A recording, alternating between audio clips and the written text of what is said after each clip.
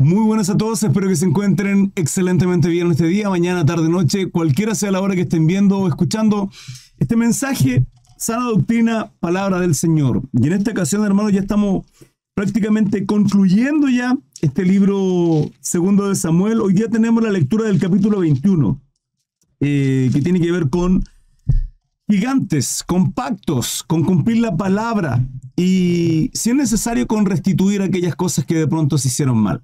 Por cierto, si ven esto que está acá arribita, este código, al escanearlo con su cámara fotográfica, los llevará a un link y a todas mis redes sociales. Que Dios les bendiga. Hubo hambre en los días de David por 3 años consecutivos. Y David consultó a Jehová, y Jehová le dijo: es por causa de Saúl y por aquella casa de sangre, por cuanto mató a los gabaonitas. Hermanos, este tema con los gabaonitas viene de Josué, cuando iban camino a tierra prometida. Astutamente los gabaonitas hacen un pacto con Israel. Posteriormente a Israel no le agrada mucho ese pacto, y de ahí viene un poco lo que hace Saúl, la matanza. Ahora, esto viene a repercutir en los tiempos de David. ¿Por qué? Porque Dios es un Dios de pacto.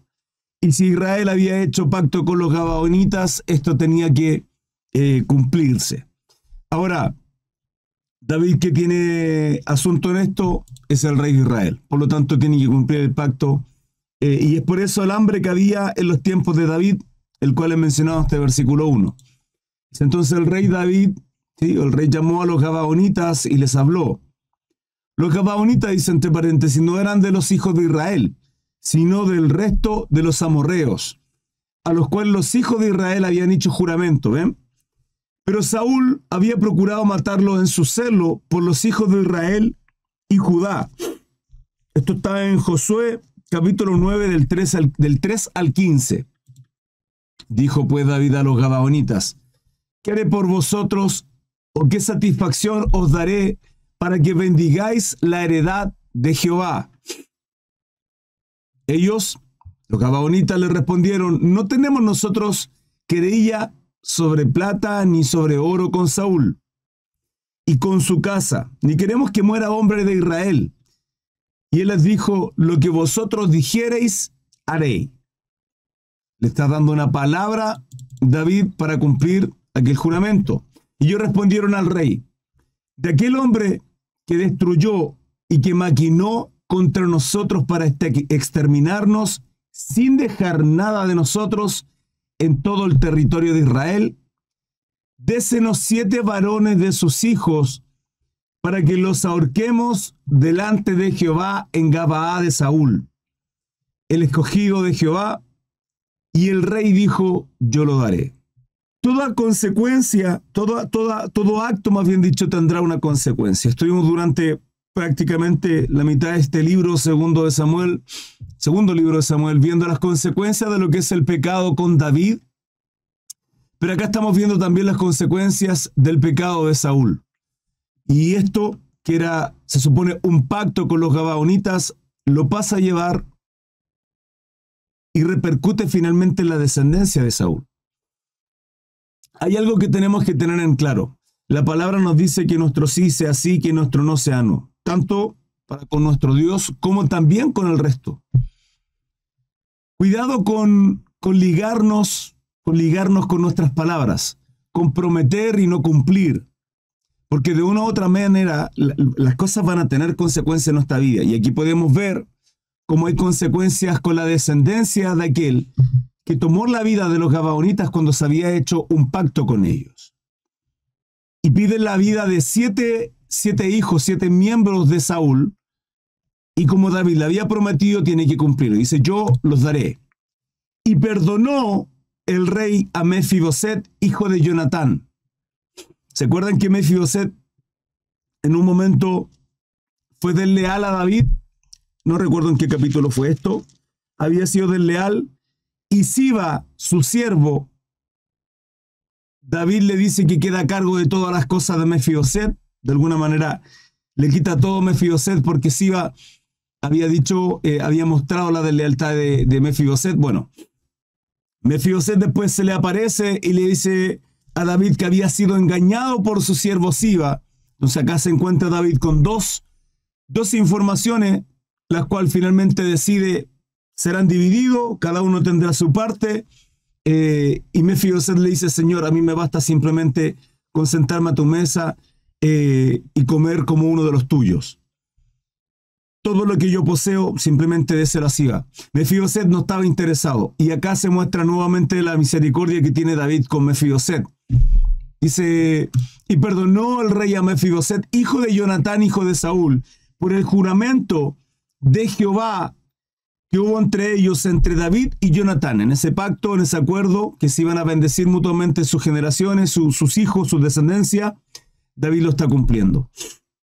Pero tomó el rey a 2 hijos de Rispa, hija de Aja, de los cuales ella había tenido de Saúl, Armoni y Mefiboset, hijos de Saúl. No Mefiboset, el mismo Mefiboset, hijo de Jonatán. Y a 5 hijos de Mical, hija de Saúl, de los cuales ella había tenido de Adriel, hijo de Barzilai, Meolatita. Y los entregó en manos de los Gabaonitas, y ellos los ahorcaron en el monte delante de Jehová. Y así murieron juntos aquellos 7, los cuales fueron muertos en los primeros días de la siega, al comenzar la siega de la cebada. Entonces Rispa, hija de Aja, tomó una tela de cilicio y le extendió para sí sobre el peñasco desde el principio de la siega hasta que llovió sobre ellos agua del cielo, y no dejó que ningún ave del cielo se posase sobre ellos de día, ni en fieras del campo de noche. Y fue dicho a David lo que hacía Rispa, hija de Aja, concubina de Saúl.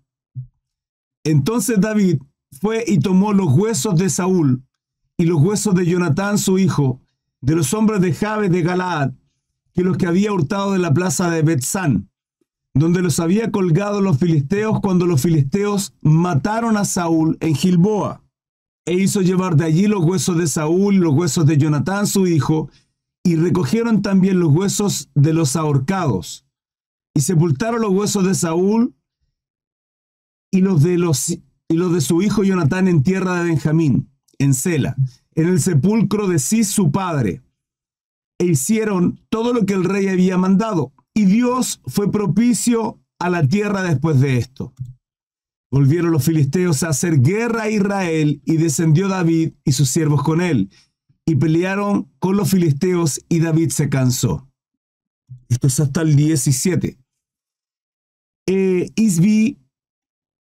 Isbi-Benob, uno de los descendientes de los gigantes, cuya lanza pesaba 300 ciclos de bronce, y quien estaba ceñido con una espada nueva, trató de matar a David. Mas Abisai, hijo de Sarbia, llegó en su ayuda e hirió al filisteo y lo mató. Entonces los hombres de David le juraron diciendo: nunca más de aquí en adelante saldrás con nosotros a la batalla, no sea que apaguen la lámpara de Israel. Qué tremendo es esto, hermanos amados, y cómo se da lugar esta situación que tiene que ver con pactos, tiene que ver con el cumplimiento de aquellas promesas que nosotros hacemos. Aquí vemos a un David, y si se dan cuenta, aquí está hablando de un gigante.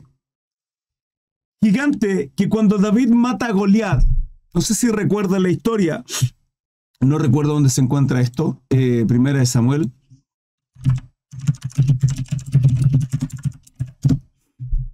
Primera de Samuel 17.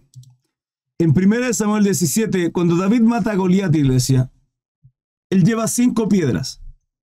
5 piedras. Pregunto, ¿por qué lleva 5 piedras para matar a Goliat? A un gigante. Hermano Cris, por si es que tal vez no lo mataba con la primera. Goliat tenía hermanos. Eran 5 hermanos. Esto ocurre cuando usted no mata gigantes correctamente. Mató solo a uno, que es Goliat, y el resto salió arrancando. Los filisteos eran tierra de gigantes. Los principales eran como Goliat. Eran gigantes. Y acá podemos ver que entran en batalla nuevamente con David. Y se levantan nuevamente. ¿sí? Contra David en este caso. Pero acá ocurre algo que vienen contra él en guerra. Y miren, desde el versículo 15 dice, volvieron los filisteos a hacer guerra a Israel y descendió David y sus siervos con él. Fueron a batalla y pelearon con los filisteos y David se cansó. David es el principal, es el rey. Es el que tiene que estar ahí a la batalla, hermano, de los primeros. Es el que tiene que estar firme, atento. Pero vemos a un David agotado, vemos a un David cansado después de muchas guerras, hermano. Su vida constantemente durante los primeros años luego de haber sido ungido, arrancando de Saúl. Estamos viendo el ocaso de un rey David agotadísimo de haber hecho las cosas mal, de haber pecado y tener las consecuencias durante años en su vida. Años, hermano, de lo que significa hacer las cosas mal y las consecuencias de aquel pecado. Y ahora nos encontramos con un David completamente ya viejo, cansado, la palabra es clara, y David se cansó, dice, y que en esta batalla, ese desánimo, ese cansancio, es al resto. Yo le he mencionado lo que significa esto en otras ocasiones. Ayer, anteayer, creo que también les compartía, de cuán importante es que nosotros seamos parte de una congregación, de una iglesia donde su líder es motivado, donde su líder es apasionado por la palabra, por el ministerio de Dios. Cuando usted se encuentra con un líder apasionado, le inspira, le motiva, le alienta a hacer las cosas de Dios. Ahora, esto también es graficado en nuestras casas. La pregunta es nosotros como jefes de hogar, como jefas de hogar, entendiendo que también hay mujeres que están a cargo de sus casas, donde de pronto por la falta de un hombre tienen que tomar el rol de sacerdotisas de casa, de alguna manera, ¿sí? La cabeza de la casa, la cabeza del hogar. En mi caso ocurrió así. Mi madre de alguna manera fue quien lideró y me enseñó y me llevó al amor y a la misericordia, al temor de Dios y en todo lo que significa la obra de Dios. Si no fuese por ella y el ejemplo en cómo Dios transformó la vida de mi madre, hermano, no estaría acá ciertamente. Entonces, qué bueno es cuando tenemos líderes que son motivados, que se esfuerzan, que se alientan, que motivan al resto, ¿sí? No líderes que se quedan en un palacio, como lo vimos, hermano, en el capítulo 11 de Segunda de Samuel, donde David se queda en casa y de ahí comienzan todos los problemas. Y no solo se queda en casa cuando su pueblo estaba en batalla, guerreando, sino que a la vez, versículo 2 dice, y sucedió que al caer la tarde David se levanta. Un David ocioso, perdiendo esa capacidad de conexión desde temprano con Dios, el estar consagrado a Jehová Dios, el estar conectado con la presencia de nuestro Dios, sino un David ocioso en este capítulo 11, y que en este capítulo 21 ya empieza a repercutir todo lo que fueron las consecuencias de su pecado, guerras, cansado ya de tanto luchar. Pero lo que me llama la atención, bueno, después el 16 dice, es Isbi Benov, uno de los descendientes de los gigantes, era hermano de Goliat, cuya lanza pesaba 300 siclos de bronce, y quien estaba ceñido con una espada nueva, trató de matar a David. Mas Abisai, hijo de Sarbia, llegó en su ayuda e hirió al filisteo y lo mató. Hermano, si no fuera por Abisai, a David lo matan. David está cansado. Digo, este gran y valeroso rey David, pregunto, en este versículo 15, donde dice, y se cansó, ¿es un David bajando sus brazos, desmotivado, desalentado de estar nuevamente en batalla? ¿O es un David viejo, realmente cansado de toda una vida, hermano?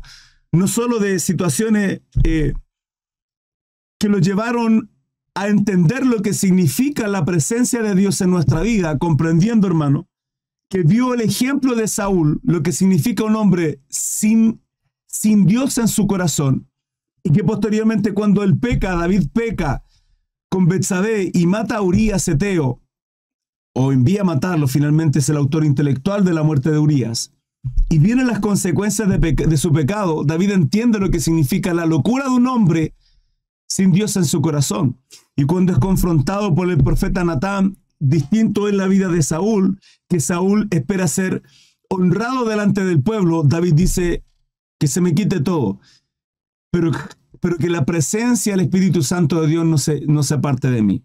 A pesar de las consecuencias que vivió durante muchos años, del caos que se generó en su familia, de no poner atajo y detener las consecuencias que habían producto de su pecado y la rebeldía de sus hijos, donde Absalón, hermano, quiere tomar el reinado, David está cansado. David está ya harto, hastiado de alguna manera. Y dice este versículo 15, David se cansó. Pero lo que llama la atención en este versículo 17 es que luego de que Abisai mata a este filisteo, a este gigante, dice, entonces los hombres de David le juraron diciendo, nunca más de aquí en adelante saldrás con nosotros a la batalla, no seas que apagues la lámpara de Israel. Imagínense lo importante que era David para el pueblo de Israel. Y en este caso se dan cuenta que para la próxima, tal vez no hay una próxima y que mejor David se quede en casa y que salgan ellos a la batalla, donde de alguna manera David es la columna de todo el pueblo de Israel. La importancia que tenía David. Pero David cansado ya no está para guerras. Continuamos la lectura, versículo 18, cambio pantalla por acá por Facebook. Ya me acostumbré, hermano. Otra segunda guerra. ¿Sí? Los hombres de David matan a los gigantes. Desde el 18 al 22, dice, otra segunda guerra hubo después en Gob contra los filisteos. Después dice, entonces, Sibekai Usatita mató a Saf, quien era uno de los descendientes de los gigantes. Hubo otra vez guerra en Gob contra los filisteos, en la cual el Hanán, hijo de Jare Oregim de Belén, mató a Goliat et Geteo. No es el mismo Goliat. El asta de cuya lanza era como el rodillo de un telar. Recuerden que el primer Goliat lo mata a David, ¿sí? Con una honda lo aturde en la cabeza y luego con la propia espada le corta la cabeza. 20 dice, después hubo otra guerra en Gad, donde había un hombre de gran estatura, el cual tenía 12 dedos en las manos y 12 en los pies, 24 por todos, y también era descendiente de los gigantes. Este desafió a Israel y lo mató Jonatán, hijo de Simea, hermano de David. Finalizo con este 22. Estos 4 eran descendientes de los gigantes de Gad, los cuales cayeron por mano de David y por mano de sus siervos. Si se dan cuenta, estos 4 hermanos finalmente se destruye a todos estos príncipes, a todos estos gigantes que eran los descendientes también y hermanos de Goliat, que si no se les daba muerte, hermanos, iban a levantarse nuevamente con el pueblo, contra el pueblo de Israel. David tenía que haberlo hecho en un principio, no lo hizo, dejó sueltos gigantes, y es que no pueden haber cabos sueltos, hermanos. No pueden haber cabos sueltos. Tienen que tener precaución porque esos mismos gigantes que usted destruyó en algún momento pueden volver si usted no destruye finalmente, si usted no está firme. Cuidado con estar como David, bajando sus brazos, cansado. La palabra dice que Él es nuestra fortaleza, Él es nuestro castillo fuerte, nuestro Dios poderoso. Él entrega en nuestra diestra la batalla de nuestros enemigos. Pero hoy nuestra lucha no es con Goliat, no es con gigantes. Nuestra lucha es con principados, potestades en los lugares celestes. Es una lucha espiritual. Y es ahí donde tenemos que ganarla, a través de la oración, a través del ayuno, a través de la lectura, a través del consagrarnos y perseverar en la oración, en camino de justicia. Lo he dicho en otras ocasiones, si David viviera en este tiempo, no podría matar a Goliat, tendría que poner su otra mejilla, tendría que predicarle el evangelio. Así que ahí estamos nosotros. Iglesia, dudas, preguntas, consulta, les leo. Y es así como finaliza este tremendo capítulo. Recuerden estudios bíblicos a diario, devocionales a las 8 de la mañana, 9 p.m. tenemos los estudios también. Hoy por hoy estamos en el libro de los Hechos. Espero que haya sido de bendición esta palabra. 8 a.m., 9 p.m. les esperamos, horario según Chile. Bendiciones, que tengan un lindo día. Hasta luego. Chao, chao.